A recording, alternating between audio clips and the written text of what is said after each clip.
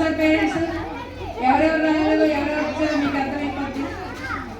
చాలా తక్కువ మంది వచ్చారు. ఎప్పుడో కదా ఒకసారి కదా, సంవత్సరానికి ఒకసారి.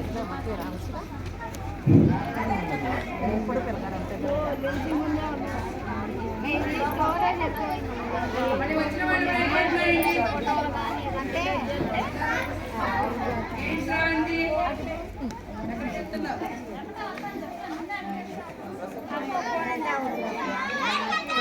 మీ పిల్లల కోసం చూడండి, మీ పిల్లల కోసం ఒక రోజు మీరు కేటాయించుకోలేకపోతున్నారా?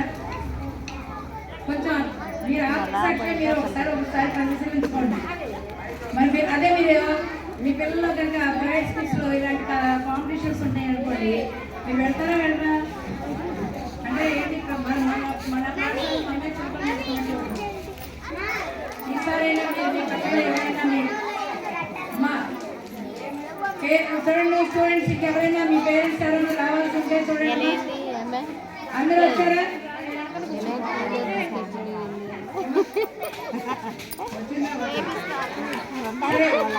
ఈ కార్యక్రమానికి వచ్చినటువంటి తల్లిదండ్రులందరికీ కూడా మరొకసారి నా కృతజ్ఞతలమ్మా. మీ మంచి సమయాన్ని, మీ అమూల్యమైన సమయాన్ని మాకు కేటాయించినందుకు.